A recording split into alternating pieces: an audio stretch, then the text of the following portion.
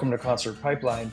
I'm Steve Jones. Today on the program we have Jarle from Bergen, Norway, from the band E.D.A on the program. I was really excited about this interview, and I'll get into it in just a few minutes as to why I was excited about this interview. But it's a fun one. We had a really fun chat. Let's go do it in just a few minutes. Before then, let me share kind of what's going on in my world. I decided to allow my daughter to have a friend over and spend the day with one of her friends, and I took the kids to the beach today, which was actually a lot of fun. I got them up early. The only way I could get my daughter up early was if we were bringing her friend, and so we did a drive-by in Napa to pick her friend up, and we made it out to Baker Beach in San Francisco, where on a typical day, you could see the Golden Gate Bridge, and it's a really pretty sight. But today, lots of fog, and you couldn't see the bridge at all. At the high point, we could see the base of the bridge, but that's about it. But we drove over the bridge to get there, so that counts for something. But you could even when we were driving over it, you couldn't even really tell it was the Golden Gate Bridge. So it's fine. We've been over it many times. We don't live too far, but it was a little chilly at first, and my daughter and her friend went wandering off down the beach, and I stayed with my son, and we took my puppy Navy, and I let her off the leash and run around, and I don't know that I've done that before. She's got a lot of energy, and I want to know that she's going to stay near me. She did for the most part. And when I called her back for most of the time, she came back, and that was comforting and reassuring.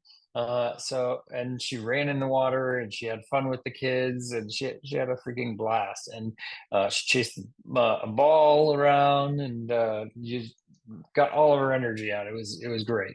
And I got to relax as well, and hang with my son, and have a beer while reading a book. Reading a Stephen King book about writing that he wrote probably over a decade ago, I think.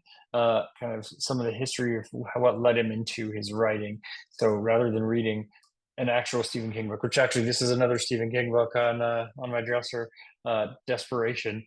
I don't know if I'll get to it. I've read it before many years ago, and for some reason I thought that getting a 500-page book from the library was realistic or something I could do, and it's really not. I don't have the bandwidth for that in my life to get that much reading in. But I'm ambitious, and I'd like to. So we got to hang at the beach, and then came back, and the girls proceeded to make a mess in my kitchen, but they cleaned it up, which is great. So we call that good. They're here now, and I think the house is still standing. They're hanging out. So yeah, it's okay. And what else? I probably gonna take the kayak out tomorrow. It's a hot weekend here in California, and I'm going to take the kayak out with the puppy to the lake and paddle around a bit. Maybe hop in the lake and do a little swimming. We'll see if it's warm enough. I think it will be. So I'm looking forward to that. I don't get out a lot, and it's Mother's Day, and yes, I'm going to have my mom and sister over for dinner at my house. So not going to overstay her welcome, I hope. I think just a good dinner and a little bit of hang, and then send them on their way, and I'll carry on about my day. So that's kind of what I have going on there. And then next weekend I have a camping trip with my son. We're going, up north. We're going to go camping and fishing, and hopefully I'll catch a fish. I wanted to go crabbing at the beach, but I don't. But there's not many crab out, and there was a family that was doing some crabbing, and they caught one or two. They seemed small, though. They didn't seem like, I don't know if they were keeper size or not, but they seemed smallish, and that was over the course of the whole morning. And they had four crab poles going, so that was, I'm not disappointed that I didn't bring my stuff to really not catch fish, and I could just relax and enjoy the time with the family. So that was a lot of fun. So let me talk about Jarle and why I asked him to be on the program today. Jarle is again, he's from Norway, and he's part of this duo, E.D.A, with his cousin Christian, and they beforehand were pretty unknown, but Jarle was on Conan O'Brien's podcast a year ago, and he was pretty entertaining. And I remember listening to that podcast when it came out, and it was enjoyable. And he riffed with Conan, and he had a great rapport. He was quick on his toes, also, because Conan said he wanted to be on a song and break the charts in Norway, and Jarle said, "I think there's a greater than 0% chance of that happening, somewhere between 0 and 1." And so it was pretty entertaining. And so he was on Conan O'Brien's podcast. And not only was he on Conan O'Brien's podcast, but he was actually on Conan O'Brien's new show, Conan O'Brien Must Go, I think it's called, on Max. I still haven't had a chance to watch the episode because I don't have Max, but I'm going to get around to it at some point when I can get someone who has it to let me watch. But because I do look forward to seeing it as a major Conan fan. And I guess there's no better time than to show that I have a Conan bobblehead. No, it's not a bobblehead. It's a character of some sort. It's a vinyl figure of Conan O'Brien that I have sitting on my dresser. So definitely a fan. Jarle and I share stories about Conan O'Brien, but what's really interesting about Jarle and his fandom of Conan O'Brien is that Conan on his show Conan O'Brien Must Go is he went to different countries to visit fans of his program who were on his podcast, and he surprised them by showing up at their home. So he surprised Jarle by showing up at his home. Jarle went, I mean, I'll let him tell the story on the program, but it's pretty entertaining. And what we don't talk about, I think I saw a clip where Jarle only has one spoon in his home, and Conan called him out on it. And afterwards, later, I think he got a second spoon because he was called out on it. So it's pretty great. But really super cool dude. It was great to just shoot the shit with another Conan O'Brien fan and get to hear his story more in depth than I heard on the podcast and in the clips I found online. And he seems super cool, and I'm into his music. And they have so they made a music video with Conan called Velkommen til Klubben, which it means welcome to the party. And Jarle was cool enough to share that music video with me to be able to play it on Concert Pipeline. So I think the only right thing to do here is to play that video before we get into the interview with Jarle. So here is Velkommen til Klubben featuring Conan O'Brien here on Concert Pipeline. Got it. Okay, 1, 2, 3. I want to be a hit on the Norwegian pop charts. Is that a possibility? Ja, big deal, god SL natten. TGT, og det blir feil sengekappen. Det GG når jeg gamer på laptopen, men jeg må palme den, for den lettbrent. Har ikke mange lange steg igjen, så har jeg ben igjen. Han var meg før, bro. Yeah, det var sånn det var. Now let me in a verse ride with a horn. Når du beveger beina, gi meg alt du kan. Når du ser meg på scenen, si meg at du ikke har tid til noe annet. Du må danse som en fan, til de tror at du gal. Gi de alt. Føler meg deg. Det noen jeg sukker på meg en seg? Det babbelage, så på klubben jeg griper dagen når jeg trykker på play. Countdown 3, 2, 1, 0. Treffer midt i blinken, ikke noe tull. Du vet jeg det shit, ikke noe bull. Fetter noe tuger på klubben over dagen. Livet en film, men jeg spiller ingen rolle. Hun har en klipper og jeg sitter på målet. Jeg ser høyt hver dag, puller opp i lærer. Henger med klingen færre ut av hele året. Ja, sånn det. Sånn skal det få bli. Klikker ned på noe street. Jeg sprer som martini, for du vet hvem det er. Det noe liv? Sjekker ikke klokken for jeg har god tid. Når du beveger beina, gi meg alt du kan. Når du ser meg på scenen, si meg at du ikke har tid til noe annet. Du må danse som en fan, til de tror at du gal. Gi de alt, bro. Velkommen til klubben. Velkommen til klubben. Velkommen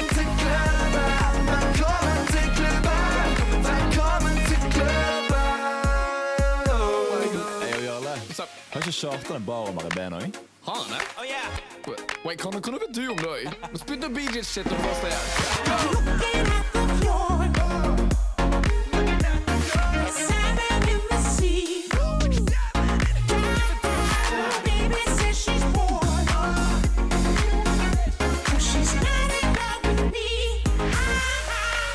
What I'm hearing, Conan. What's that? Give me some more. You want more of that? You goddamn right, I want more of that.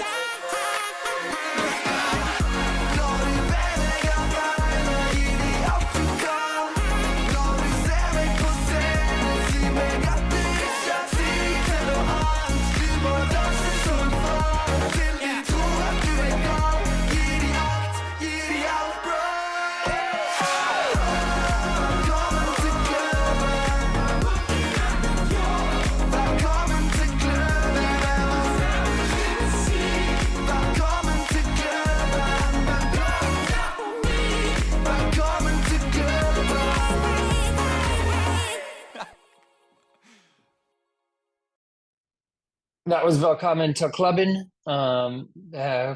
from E.D.A here in Concert Pipeline. And we're going to continue on and we're going to get into the interview with Jarle. Again, really fun chat that we're about to get into. Really stoked to have him on the podcast. Let's go ahead and let's bring Jarle in on the program. Jarle, how you doing? I'm doing good. It's absolutely cooking out here, though. It's so hot. And I'm not used to it. It is. Is it usually pretty cool there? Like just the unusual weather? Absolutely. It's kind of like, yeah, spring is finally hit in, was it May? So it's kind of like spring comes very late in Norway, and now it's here, and I'm not used to the heat. All of a sudden, I'm in California, and we have like one season with change here, so Yeah. it doesn't it doesn't change a lot. So you know, we get rain, and it's it's just insane. Everybody goes crazy. They don't know how to drive. They're like, "What is this foreign substance from the sky?" You know. I heard when it like snowed in Texas, like there was mayhem too. Yeah. I mean, that sort of thing would be pretty crazy, also. So, Exactly. yeah. How are you doing? I'm good. So it's 1:30, like 1:30 in the morning there in Norway. So My circadian rhythm is absolute garbage. yeah. You did a ramen party, right, or something? Yeah, I was up there eating ramen with a bunch of new friends of mine, which is awesome. Nice. And it's also super randomly because the apartment we went to, I didn't realize until I came there, like a bunch of my friends used to live there for like 3 years. So literally our second music video is shot in that apartment. Oh, really? Yeah, we like walk out of it in the start of the video. It's super random. And you're like, this looks familiar, or Yeah, I was like walking down the street and I was like, oh, this is the street where that house was. And then like suddenly I look up, it's like, oh, I'm going to that house. So that was super like a blast from the past. yeah, Bergen isn't that big. yeah. Have you lived in Bergen your whole life? Either in Bergen or like around Bergen. I think the farthest away I've lived might be like 2 hours away. Yeah. But I've lived in the city for how many years? 7 now, 6 maybe. But Yeah, right now, I think it's gonna be hard if I ever like. I really like because I live super central in Bergen too, so it's like everything is like within 15 minutes of me. So it's super easy to go to stuff and like go back home. Yeah. So are you a city guy, or do you gravitate more towards outside of the city? Right now, I think in this part of my life, I much more enjoy being in the city because it's kind of the threshold for doing stuff is way shorter, right? Because I can just walk 5 minutes to a concert and then walk home. If I lived like outside the city right now, I would probably be like, oh, then I gotta catch the bus, then I gotta catch the train, then I got da da da. Right now, it's just like, hey, you want to grab a beer, Jarle? And I'm like, hell yeah. Yeah. Later in life, I'll probably go back to the outside. Tell me about the shows that you get to. Like, what sort of shows are there are in your area? Tell me about the Norwegian music. Bergen is notorious, maybe notorious at least in Norway for being like a cultural hub, much more than any other city. Whereas like the size, like the ratio from its size, which is not that big, to like the amount of music that's actually going on here is insane. So I just end up going to shows that are either my friends, artists that I've loved forever. Like I've seen There's a Norwegian rapper called Køber. I love going to hip hop shows, but also love funk shows. But it ends up like I love going to just concerts in general and just getting the experience. So it ends up being just a lot of whatever. But they're all like a bunch of they're mostly great though.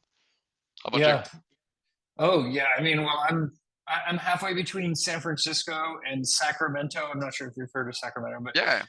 yeah. So I mean, there's always shows anytime if I want to get out to a show, and I've been going to concerts forever. So there's always something. I mean, I like a lot of rock, alternative, pop punk, that sort of thing, classic rock. But That's dope. yeah. You gotta check out the band from Bergen called Super Slow. They dropped their first album on Friday, and I think they're describing themselves as fuzz punk or something. But they have some goddamn bangers on that album. Okay, I'm writing it down. Okay, so I want to talk about your band, E.D.A, and I want to talk about Conan pretty extensively, but I want to also kind of start from the beginning for you as well, and kind of tell me like what sort of music were your parents playing in the house when you grew up? Were they musically? Did they play music at all? In any instruments, that sort of thing? None of my parents really are musicians. My father could play the guitar, but he didn't do it excessively much.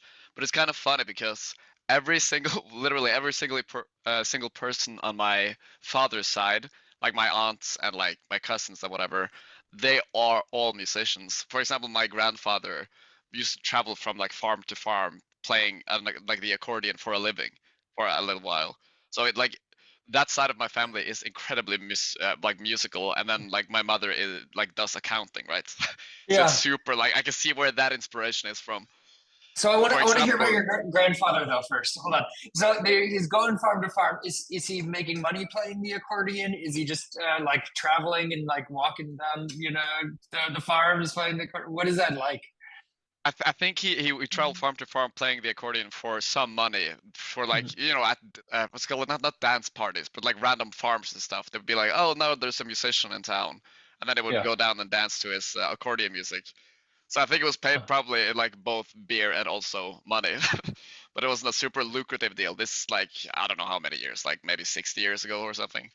Yeah. So yeah, it was a while back, but I think it's so funny to just like know that. I have a great picture. I'll see if I have it on my like on favorites on my phone real quick. But it's like a picture of him sitting with the accordion and like drinking what I'm assuming is beer out of like a wooden bowl. Yes. It's like I absolutely adore that picture. Let me just real quick see if I have it here. God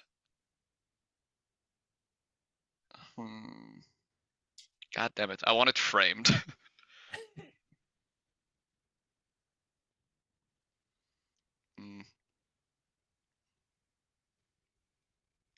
I'll look for 20 more seconds if I don't find it, I'll drop it. Yeah, you can always message it to me after if you find it. Yeah, sure. Yeah, anyway, so musical inspirations and that like in my blood is 100% from the like my family side. For example, like the guy I make music with is my cousin on that side, right? And we have features from his bigger brother. Yeah. So when did you and Christian start? I mean, well, let's hold it off on you and Christian. So I mean, were your mom and dad into music also? I mean, I know they didn't play instruments, but did they play any Norwegian music? Is American music like popular over there also? Oh, absolutely. All of us, at least from my generation, we grow up on like pop culture that is like based in the US. That's why I can speak English to the degree I can. And also my father was more into music than my mother, I will say, but not like he's an avid fan of like metal and rock and stuff. So he played a lot of American like rock bands as I was growing up. And he also got super into rap at some point, which I also got into at some point. So I won't say that there was like a huge musical that like there wasn't that much music in the air as maybe compared to other people, but my father at least was into music. Yeah. And how old are you? I'm 26 now. Okay, okay. And so were you playing music in high school? Like, I mean, were you in like high school bands sort of thing? Is that when you started or? Actually, yeah. It's kind of weird because I didn't click. I didn't understand that I was a musician until like literally like maybe 5 years ago or something. Like I had started studying informatics and like coding and stuff, and then I got so much spare time after of studying that I like started experimenting with actually making music as opposed to kind of just participating. Because yeah, as you mentioned, I did play like in a marching band when I was a kid, briefly, and then I played like in a drums in a metal band for I think 2 or 3 years with some buddies of mine. But other than that, I was always just like, oh, this is it's just a single, like this is just a fun thing to do. I never considered myself a musician. And then like a couple of years ago, it kind of clicked like, oh, I'm really into this, and like I want to devote a lot of time to doing this. So Yeah. now I mean, And, yeah, now I both produce Ada stuff and also my own stuff. Yeah, what's up? and are you asking me Go. or? Okay. Yeah. Oh, okay. Oh, okay. Sorry. I thought you were talking to someone else. No, it's just me and you, baby. Okay, sounds good. And so with the metal band, did you play shows around Bergen? Did you get outside of Bergen with that at all, or? Yeah, we were mostly a cover band. We really loved playing Metallica songs, like older Metallica songs. And then we kind of not toured, we weren't that big, but like we had some shows at a place called E.D.A, which is like more like up in the mountains. We played like at our local like youth club, but not any huge stuff. We kind of never took it to that level. Yeah, yeah. And so how does that transition to E.D.A, your group with Christian? That's super funny you should ask, because something I realized, and the first time we had a live show in front of people with E.D.A, I was super nervous about one thing, and that is the fact that every time I played drums with like in a band, I would have how do I explain this? Stomach problems for like 5 hours beforehand. And I would be so nervous. I couldn't like enjoy myself because I was just so stressed about playing drums. And I remember saying to Christian, like, this is our first show. If I have the same experience doing E.D.A as I had playing drums, we can still continue making music, but I don't want us to focus on playing live then. And literally the day came, I didn't feel anything at all. I was just psyched. I was just hyped. And when we went on stage with our own music and performed it, I was like, oh, not only do I not dread this, this is the single most fun thing I've ever goddamn done. So then I got like obsessed with performing live. Yeah. Did you record a bunch of songs before you started playing live, or did you kind of like what is that process like for you? The timeline is super weird there because it's funny. We started making, like, me and Christian started making music together as a submission for a Fanta art competition. I saw So the our- Fanta video, and Yeah. it's pretty funny. And like at that point, none of us, we were just like, we were making this for fun. Like we filmed the music video and I edited that stuff and we just sent it to Fanta. We didn't share it anywhere. This was just something we did that's kind of like, oh, this is funny. And like when people started playing that song, I was like, oh, they're making fun of me. And like, how do they know that that song exists? And so for the longest time, we would just make like music every now and then, and like didn't take it very seriously. And at some point, both of me and Christian realized, like, oh, we really had a lot of fun making that stuff together. So that kind of we like put on our backpacks and like started writing some more songs, and those are the ones we performed at that first live show, including the Fanta songs. So I kind of had a complete turnaround there too. When we made it, I didn't want to share it with anybody. Like I didn't want it like out there. We had it on YouTube, but like I didn't send it to my friends or anything. And then like when we came to the time where we had our first live show, I was like, this is the best thing I've ever done. Yeah. And have you gotten even one free bottle of Fanta for the video? You know what? It's funny because we actually didn't get a bottle of Fanta, but we won a PlayStation 4 or something, I think. And even the Wow. guys at Fanta sent me a message. I was like in studying, like I was, learning to code, and they had tracked me down on Facebook, like my personal account. And I'd be like, we've been playing this song at the office all day, like everybody digs it, da da da. And I was like, what the hell? Then a couple of months went by, and they contacted us again on email, and were like, okay, do you guys want, or for this much money, will you guys make another music video about Fanta and New Year's? So that ended up being our second song, another song about Fanta, because we got paid for it. You're making money off of it, then. So there you go. And So- then you spend it on Fanta, and it's all cyclical, right? Yeah, exactly. I like to joke with people, like, we can never sell out because we started as sellouts. So it's only uphill from here. That's a good way to look at it, right? Uh, so when you play shows, how often do you play shows? Like, what does that look like for you? Kind of not often enough because we're like super independent. Both me and Christian are super devoted to like getting better at it. Oh, we're already really good, but like we're so focused on playing live and we love it and we feel like that's where our music shines. But at the same time, because we're like we don't have a label, we don't have any like booking stuff, we kind of have shows on our own accord kind of, which is both good and also problematic because like nobody asks us like, oh, do you guys want to play here? Like I have to track down places and be like, oh, can we play here? And then like contract stuff with them. So it's kind of we play as many shows as we can, but it's like not now after the Conan thing, it's gonna be easier. Yeah, But I kind of have to like remember to do it because you have to book it in like half a year in advance at least, right? So we Yeah. actually lined up for 2 shows now in August, I think. And then like I'm actually talked with another guy in Oslo, which is the biggest city in Norway, earlier today of like, okay, what type of places do you think we should play? yeah, So as often as we can, yeah. yeah. And have you had a lot of people reach out and I mean, express interest? I mean, since the Conan thing, like in terms of getting you to do shows at all, or Not shows, but like the response from just random people being like, dude, this has been so is humbling the right word, but it's like a guy has contact like a super skilled designer, for example, from London, has just gotten in touch with us and like, okay, I want to design something cool for you guys, and da like, what do you want? And like, he's been sending me like Figma like design files and stuff. I'll be like, this is amazing, and he's just like, oh yeah, I'm doing it for free, and that's been so cool. And other people have done similar things, and it's just been absolutely like ecstatic to listen to that. I've yet to hear anything about concerts other than people in the US being like, "You guys gotta come to the West Coast." come And I'm to, like, come I'm to not the sure West that would Coast. work. I'll add another one of those in there. So Yeah. come out west here. So, yeah, no, I know you gotta get out of Bergen, I think, first before you come to the West Coast, probably. But Yeah. that's Conan's flying you out. But then, Oh, hell yeah. that'd be the way That to would- do it. So, No, go. uh, yeah. So let's talk about the Conan thing. Okay, so you did the podcast a year ago. How did the pod? I mean, I know you obviously. I hear the fan podcast, and you submit your thing. But what did you put in there to get selected to be on the podcast? That's a really good question.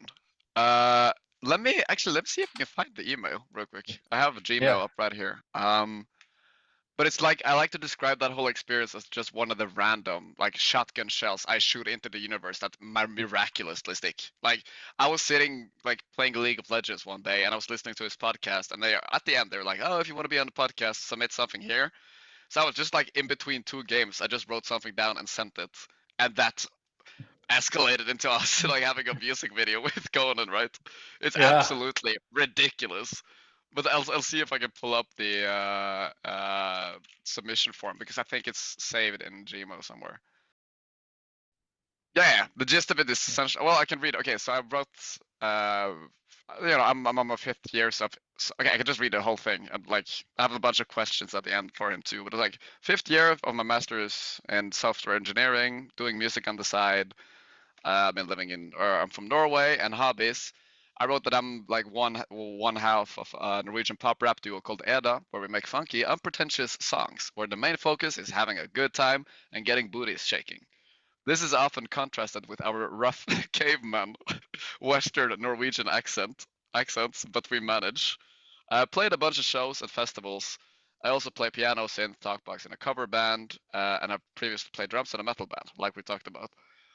Huge music enthusiast in general. Other than that, I'm a huge fan of comedy and improv with a specific interest in writing. I used to make short films in my teens, which was either me trying to get a laugh by punting an exploding block of cheese at someone or blasting my body with a 22 cal, I think, in some Norwegian woods.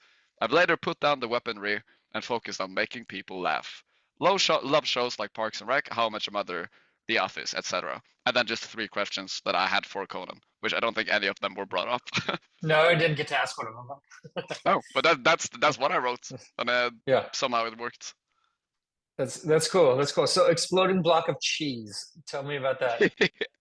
I used to, when I was in like middle school, I think, or the end of primary school, middle school, I was super inspired by like, the comedy YouTube channels like Niga Higa and also like other channels like Freddie Wong and stuff. So I would, with like one or two friends, like make a bunch of either like comedy videos where we did just a bunch of random shit, or like videos where we run around like gunning each other down with like horrible VFX in the woods. So I used to make a ton of videos way before I made music. So that was kind of the main thing I did. I also had like a YouTube gaming channel where I did Minecraft tutorials and some gameplay videos and stuff. So that was kind of my main, like my first main interest was video making. Yeah, yeah. And so you submit the thing, you forget about it.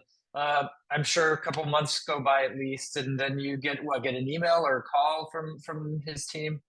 Yeah, I get an email being like, "Oh, we want to because they want to have a screening session with me." Where I think I talked with Blay, I think, where we're just like, "Hey, what's up, man? Like, Fanta, like, what do you do? Like, da da da." Just like generally talk with each other, and I was still like, "Oh, like probably like 10% get past this," and then like 2 days later, they were like, "Okay, Thursday this time, you're gonna be in a podcast," and I instantly shat my fucking pants. Sorry for the swearing, but I was just like, get descriptive. Yeah. And then like I remember that day too, like I hadn't slept that was very well that night, so I just woke like tried to take a nap, didn't work, so I like took a shot of espresso instead, which didn't help at all. And then like in the podcast, I remember him even being like, why are you drinking so much? You're drinking a bunch of drinks. Yeah, I had like a coffee, I had like a Pepsi Max, I had like some water, and I was just like, ah. Like I sound way less nervous than I remember being, because I was just like, this is gonna be the coolest thing I ever do. Like I'm on the fucking Conan podcast, baby. Yeah. Yeah. So that happened. When did your fandom of Conan start? What sucked you in? He's kind of been like your earlier question about like pop culture in general is like, at least my generation again are super influenced by American pop culture, and he was kind of one of those recurring characters that I saw, because I never watched his late night show because it didn't air in Norway, but I saw a ton of clips of him, both like from his remotes and also people talking to him, and just generally like, oh, he was a writer, which I also mentioned, like I'm super interested in that aspect of comedy. So he just seemed like a super smart and funny and just amiable guy. And then I was kind of like, he was in my like field of view, and then we started doing the podcast. I started listening to it, and I was like, oh no, this guy's actually really cool, funny, like he knows what he's doing, and people around him love him too. Like I became a fan of him as a personality, and also as a person, the way he just is. Right, he's super goofy. Like his comedy's not political, so I can relate to it, despite not being from the U.S. So it just ticked a lot of boxes of like just a funny clown guy. Yeah. So I'll share with you now then. So I grew up on his comedy, his late night show. Also, I mean, I watched it in college, that sort of thing, and I've been interviewing bands forever. I mean, for over 20 years, and so back then I had reached out, like I was planning a trip with a friend to New York, and when he was doing Late Night with Conan O'Brien there, and so I scheduled, I reached out to La Bamba from his late night show. Are you familiar with the leader of the band plays saxophone? Yeah. Yes. And then like La Bamba called me back, and I fanboyed pretty hard, even just talking to La Bamba, because I was a fan of In the Year 2000, segments and stuff. Yeah. And I'm like, I don't usually fanboy out like that, but just to get a call, like answer your phone, and it's Richie La Bamba. Yeah. Oh, okay. And so we can set up an interview. And so so I interviewed La Bamba. I interviewed George Thorogood on that trip too, but So I got to go, in 30 Rock. I mean, we had tickets. We were going to a taping of the show, but then I got to interview La Bamba before the show. And actually, I just put on my late night with Conan shirt. Hey, the good old. Yeah. I pulled it out of the, tote in the closet, and, and I was like, I'm sure I have it, and I just pulled it out. The only Conan merch I have now is my 69 receipt. Yes. Okay. I saw the picture of that. I didn't catch what it was, and I'll be honest. I haven't seen the HBO episode because I don't have the Max, and so I don't know. But I was gonna watch it and find a way to watch it beforehand, but then you messaged, and I was like, okay, let's do this thing. And I know enough of your story, and we can bullshit enough about But that sounds awesome, though. Yeah. And so I tried to talk Obama into letting me meet Conan, and he's like, no, that's not gonna happen. But Conan did come out. Down the aisle of the audience before the show, and he, I got to shake his hand and everything, and then the MC Brian, I forget his last name, but he's on the show sometimes. Like he got Conan to sign a DVD for me, and so I was like, cool. So I was like, cool, and and I'll just close that story out by there was this old guy in line behind us.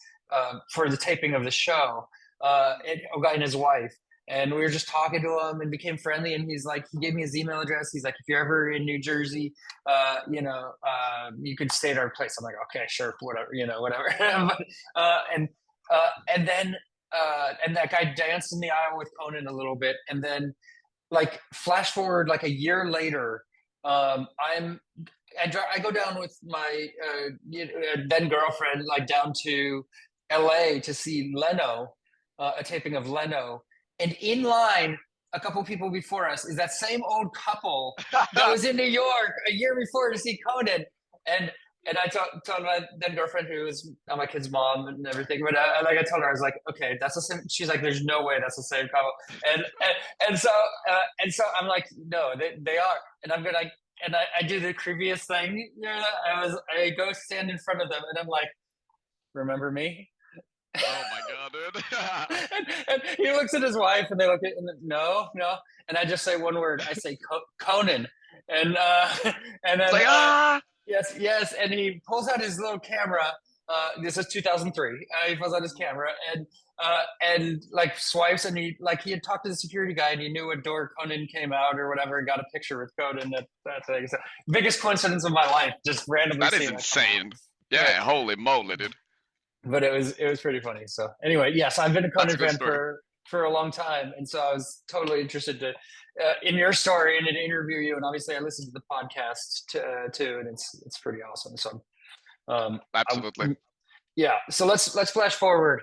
Yes. Year later, Conan shows up in Norway. You have no clue that this is happening, right? I don't, and it's absolutely. It's so weird. Okay, so by the way, the game they tried to pull on me was that, or that I completely fell for, was that I was on a podcast, and then a couple of weeks went by, and they were like, oh, by the way, we're doing a new thing where we want freelance photographers to take pictures of the people who've been on the podcast in their city. So they were like, yeah, do you have any fun things we can take pictures of? And I was just like, this is amazing. This is perfect press for for E.D.A, right? So I can just use those pictures and be like, hey, we were on the podcast. So I lined up a concert around that time too, and a bunch of stuff. So when that day came, I was just like, okay, yeah, I'm just gonna go pick them up, and then I can change into something else, and then we could just find out what to take pictures of, as a conversation, just hanging around, right? And then my door rings, and I just hear blah, blah, blah. I just think it's the intercom being shitty. So I go down to pick them up. I open the door, and there's Conan, and there's 5 cameramen, and I'm like, what the fuck? You can see the reaction too. I'm like, holy shit! That was so intense. Ugh. Yeah. And so how long was he there for? What was the whole thing experience? I mean, we'll dig into the experience, but how long? I think the writers don't get enough credit for all the stuff that happened, because everything they did was just or something they had lined up before, which I saw in an episode the coffee late or whatever. But it's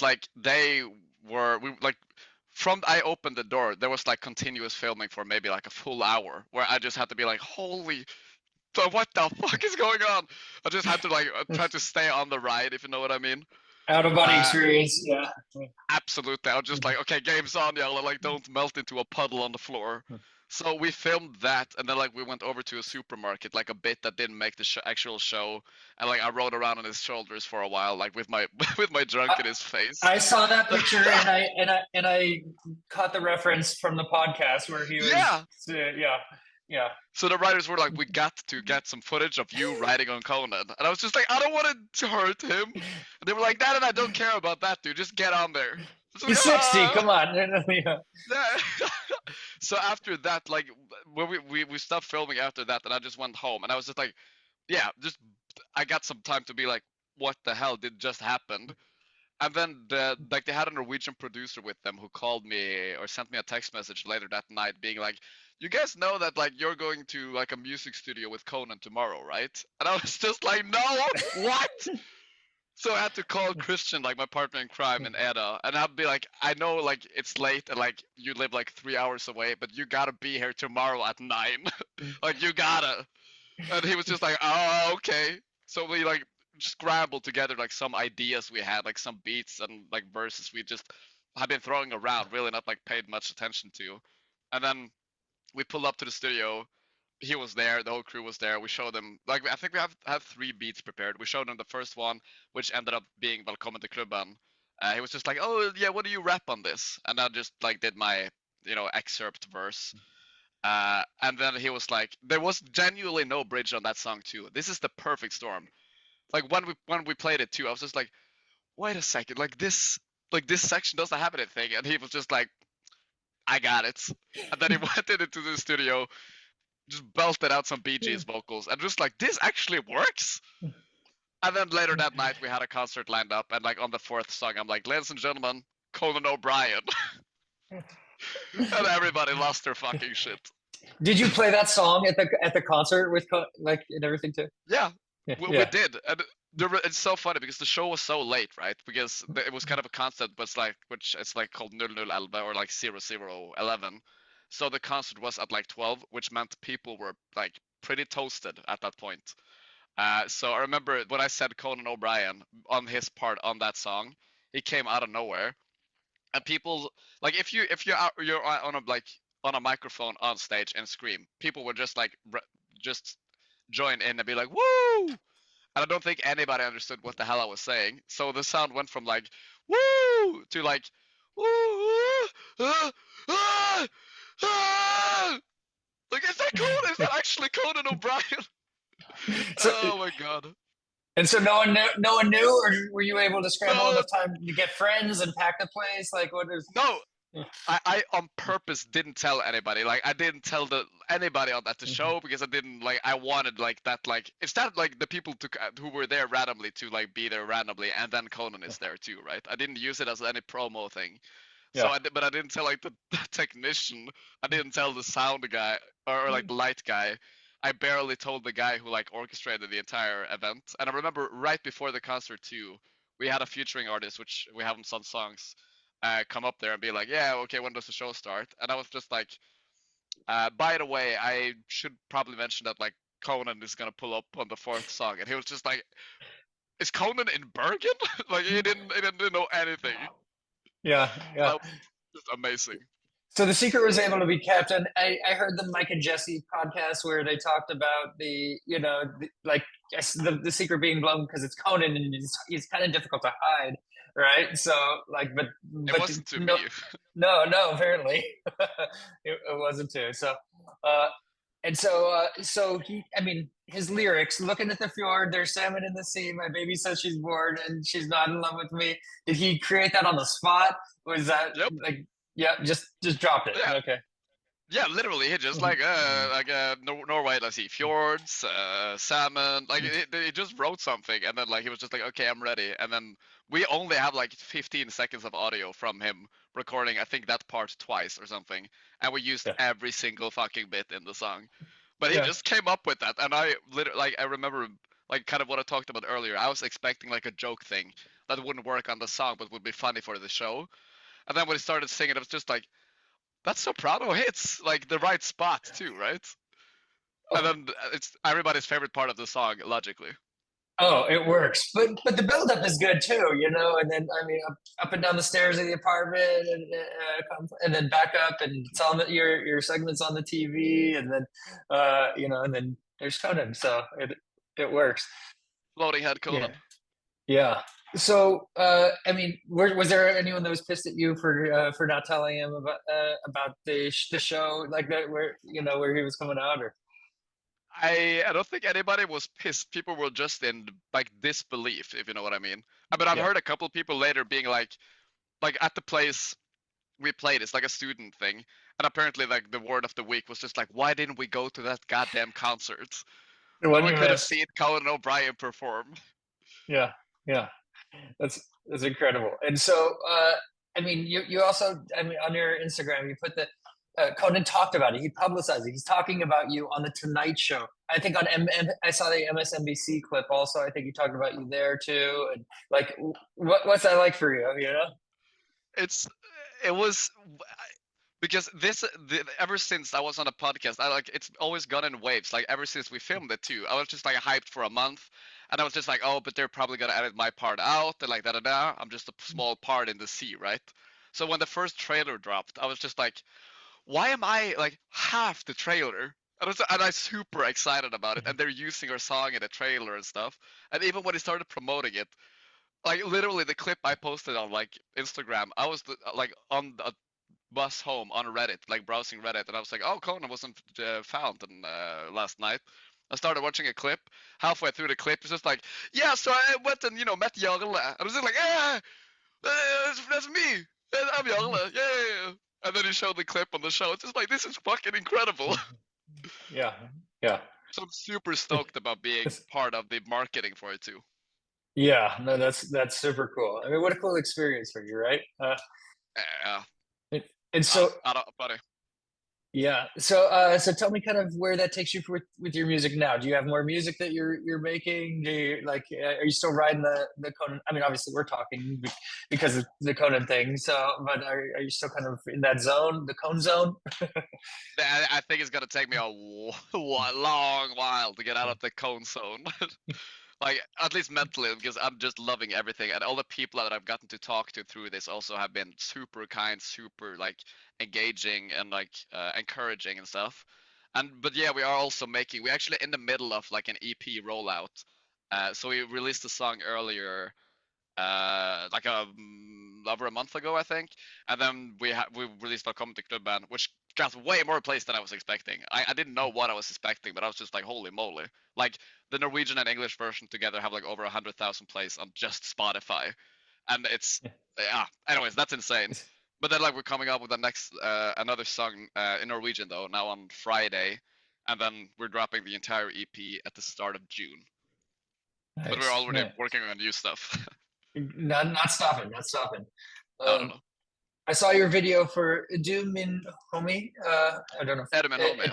Edmund Homie, and I mean that was pretty funny. Look, I mean, like you're taking the QR code stickers and putting those on people and everything. And tell me how that kind of came about. The idea, the song, like the Edmund Homie, essentially means like, "Are you my homie?" Right? In Norwegian. Mm-hmm. So we just had the like because we love expanding like the sphere of what we do because we love making music, but that is very on brand for us too, just to walk up to people and be like, hey, are you my homie? Because it's just so silly, right? The idea, and we filmed it at like 3 at night too, so everybody we met was like well drunk, and the idea from that just came like, oh, how about we walk around asking people like, are you my homie, and just see their response. And some of them were incredible. My favorite one is because I'm not from Bergen, I'm from like outside of Bergen. And one of the guys I asked, I'm like, "Are you my homie?" And he was just like, "Depends. Where are you from?" Like said like Arna, and he instantly was like, "No," and I just kept walking. Ooh, didn't want anything to do with that, huh? Yeah. Yeah.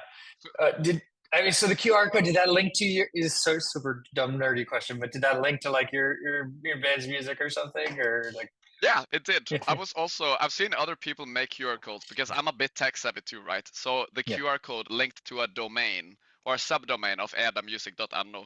So that, like, for example, if you, instead of wanting to link it to Spotify, I can just go into that link and change it to like another place.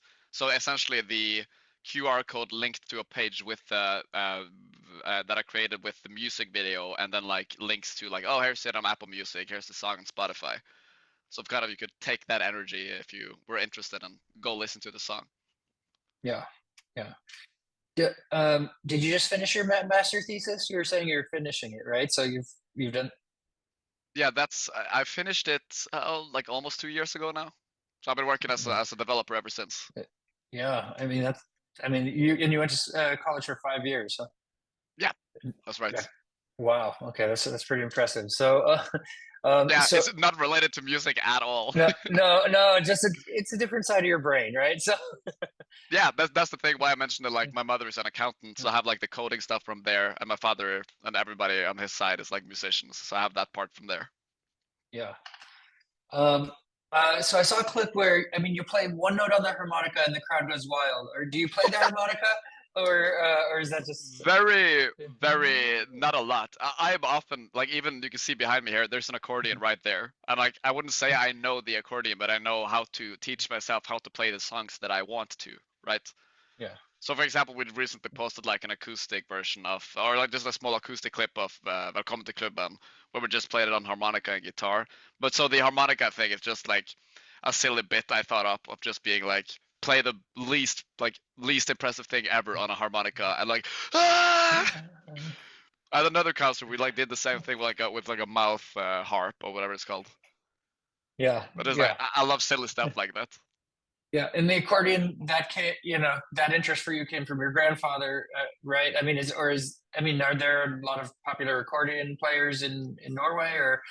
Definitely not. We got Weird Al out here. That's what we get. So that's true. No, yeah, we don't have a Norwegian Weird Al, unfortunately. But so yeah, that definitely came from like, because I think my father too, and I think Christian a little bit too, can play the accordion, because it's been where they grew up. Like it's just been an accordion laying about. So they kind of taught themselves, but my interest from it is like seeing old videos of my grandfather playing it, but he was like a magician on the accordion too.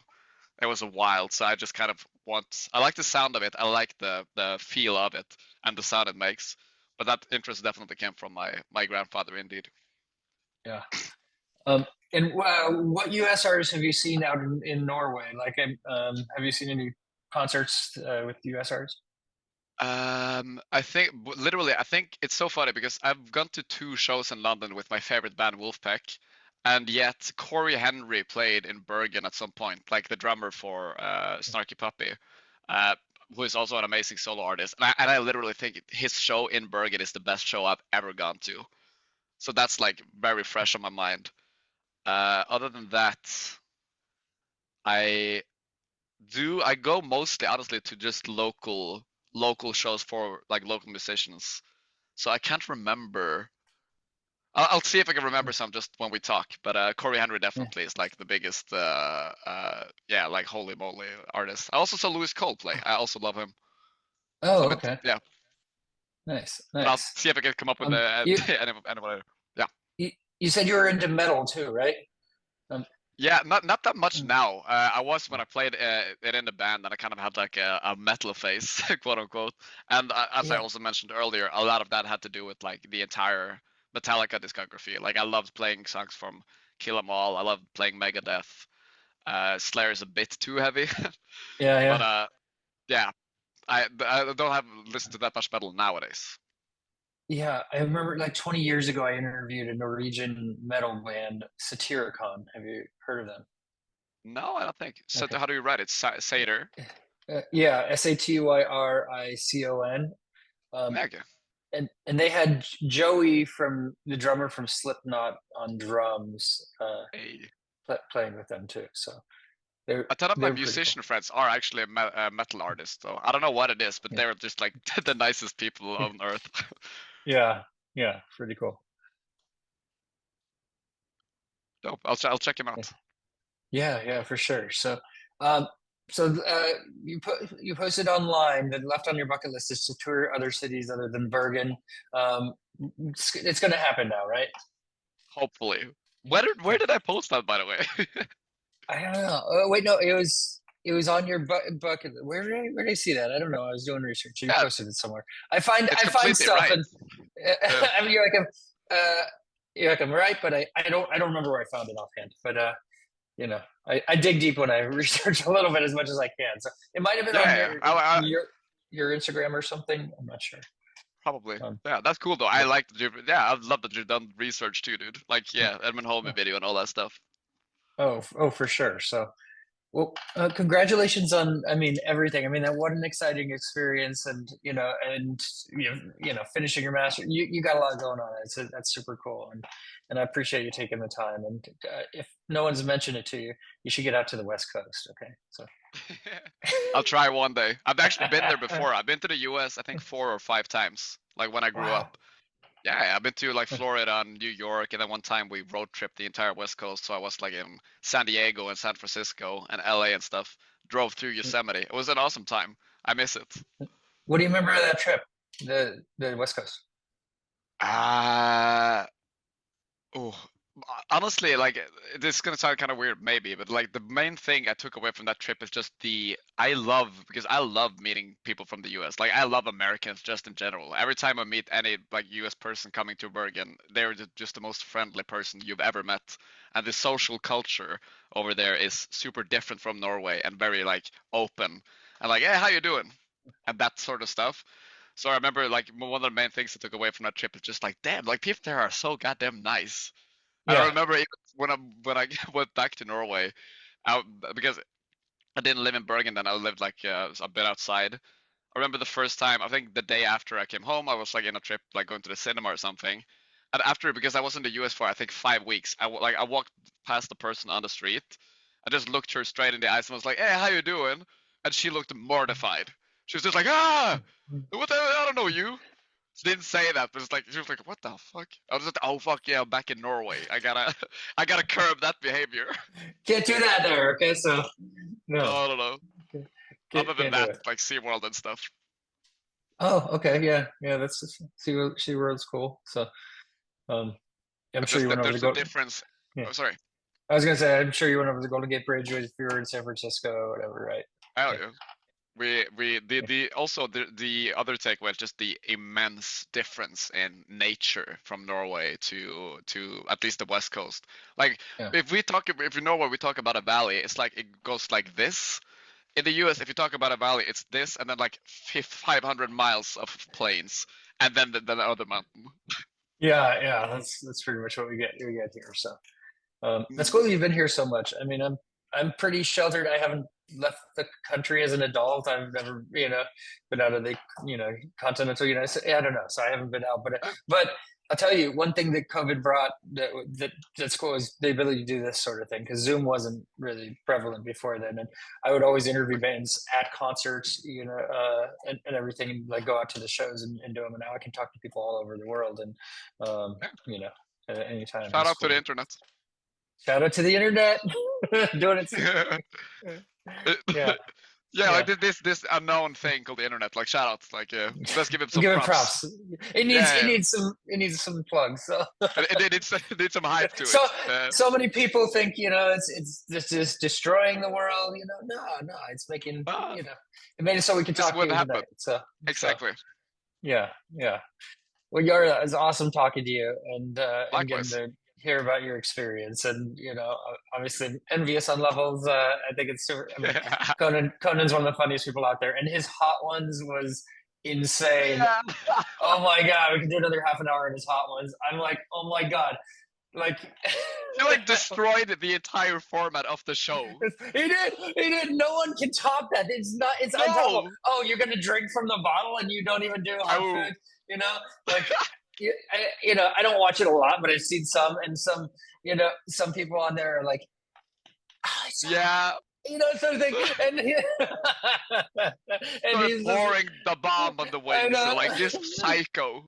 I know, and just being Conan about it, he totally embraced it. I loved it. Yeah, it was brilliant. So you're a class act. You're awesome, and I appreciate your time. So Thank you. You too, man. Thanks for taking the time to talk with me too. yeah, for It's sure. always a ton of fun. That was the interview with Jarle from E.D.A. On Concert Pipeline. And that takes us to the final segment of the program, the music news.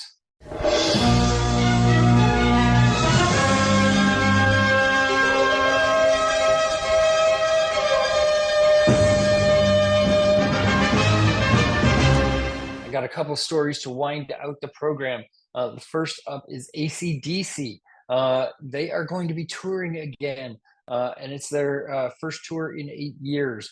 And some might wonder who's in AC/DC right now, because Brian Johnson had hearing issues and was told by his doctor that if he plays shows, he's not going to have any of his hearing anymore. But well, guess what? That ain't stopping him. The current incarnation of the legendary Australian rock band features classic members Brian Johnson on vocals, Angus Young on vocals and lead guitar, respectively, alongside rhythm guitarist Stevie Young, who is the nephew of Angus and has been playing with the band for several years and was initially filling in for Malcolm Young when he was diagnosed with dementia, and drummer Matt Long and bassist Chris Chaney. Let's see, what do we got here? Chaney is best known for his time playing in Jane's Addiction and recently replaced Cliff Williams after he retired from touring. Johnson is returning to the fold after leaving the band in 2016 due to hearing issues, which saw him replaced by Axl Rose for a period of time. But so he's going to be back. The Power Up Tour, in support of their 2020 album of the same name, will kick off in Germany on May 17th, followed by dates in Spain, Austria, Switzerland, and more. Not in the United States, which is a bummer. You know, they're one of those bands that I never got a chance to see live, and I had tickets to see AC/DC in San Jose once. I don't know, 12 years ago, let's say. It had to have been more than that. It had to have been 15 years ago, before my daughter was born. And I just couldn't justify the cost of it, because we were living pretty tight in our means. And so I sold them, and kind of regretted not being able to see them after that. So I don't know if I'll ever get a chance, probably not with the way ticket prices are, but it would have been great to see them once. Okay, Beach Boys. Brian Wilson was placed in conservatorship. The request was filed by the musician's family in February following a decline in his health. A judge has ruled that the Beach Boys' Brian Wilson should be placed under a court conservatorship due to a major neurocognitive disorder. The initial court documents seeking the conservatorship were filed in February, citing the belief that the 81-year-old was no longer able to care for himself. Now, the Los Angeles Superior Court judge approved the petition, which had been submitted by Wilson's family and close friends. I find from clear and convincing evidence that a conservatorship of the person is necessary, he said. And his longtime business manager, his publicist will act as co-conservators as well. So it's too bad. Sounds like he's going through a lot, and hope he does okay with that. Okay, Paramore did a Talking Heads cover of, yes, of course, Burning Down the House. That was their live debut on Taylor Swift's Eras tour that they are a part of right now. They played a 9-song opening set in Paris on May 9th, and by Burning Down the House, which is on the cover, will appear on an upcoming tribute album around the iconic Stop Making Sense concert film.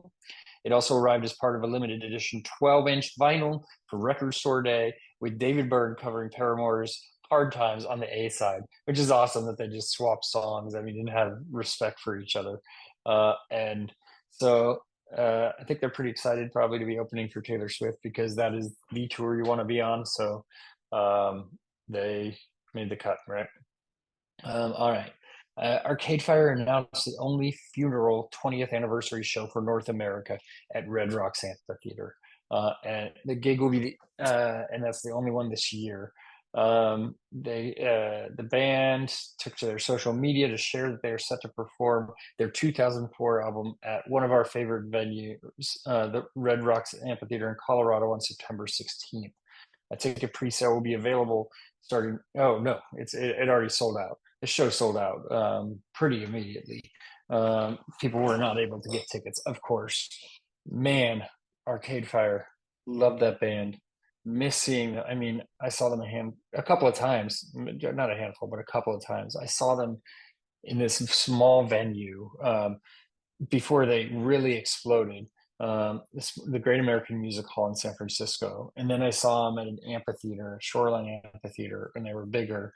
And I never saw them again after that, probably. So I've seen them 2 or 3 times that I can remember.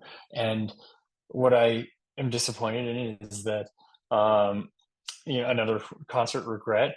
Like an old friend of mine and his wife got to see Arcade Fire at the Greek Theater in Berkeley, and I found out the night before that they were going to be playing Funeral in its entirety, and I didn't tell my friend because I didn't want to spoil it. But I bought tickets online on Craigslist or something, and I paid through Zelle or something, and like got screwed over. Like my money was stolen, and there's nothing I could do about it. And I didn't get to go to the concert. I was going to take my daughter, and I couldn't afford paying. I couldn't justify paying for the tickets twice. But what a show that would have been to see Arcade Fire, the Greek Theater, playing Funeral. Such an incredible album. I'm sure in my top 10 albums of all time. One of those ones that was really influential and important to me when I was younger, and really enjoyed. Okay, and then to close out the music news, the Foo Fighters have dedicated a performance of "My Hero" to Steve Albini. Albini? I don't know how to say his last name, and I should be embarrassed of that. But Dave Grohl said, "For those of you who know, you know. For those of you who don't know, just remember that name, Steve Albini." And a lot of people are paying tribute to Steve right now. While performing at the PNC Music Pavilion in Charlotte, North Carolina, as part of their Everything or Nothing at All tour, the band took the time to dedicate their hit track to Steve. Legendary record producer who was the mastermind behind iconic albums such as Nevermind's In Utero. Dave Grohl was, of course, on and a part of being a part of Nirvana and Manic Street Preachers, Journal for Plague Lovers. He died on May 8th of a heart attack while at Electronic Audio, his recording studio in Chicago. His death was confirmed by the studio staff members. It's so sad. He was making music. I wonder if any of that will ever see the light of day. But there's so many people that thank him for his work on different projects. Dave Grohl said, "Tonight I'd like to dedicate this song to a friend that we lost the other day, who I've known a long, long time. He left us much too soon. He's touched all of your lives, I'm sure." I'm talking about Steve Albini. For those of you who know, you know. For those of you who don't know, just remember that name. Let's sing this one for him. And since his passing, an interview with Grohl hailing Albini has resurfaced. He was the smartest, most cynical producer, music critic, band leader, pundit. Everyone was scared of him. Then you see pictures of him, and he just looks like this skinny little guy. He's just smarter and funnier and better at everything than everyone else in the world. Grohl told BBC Six Music's Matt Everett in 2015. So he's got mad respect for him. He made Pixies records. He's worked on a lot of different things, and definitely left his mark on the music world. So he will be missed. All right, that is our show for today. Thank you for tuning in. Next time on the program, might have Matt Costa. I'm working on locking in details on that one. But it'll be nice to have Matt return to the program. I always enjoy talking to Matt Costa, and if that's kind of in the works. But also, either way, I'll probably cover a concert that I went to, Ex Ambassadors at August Hall, and so that'll be coming up next time on Concert Pipeline. For all of us here at Concert Pipeline, I'm Steve Jones. We'll catch you next time.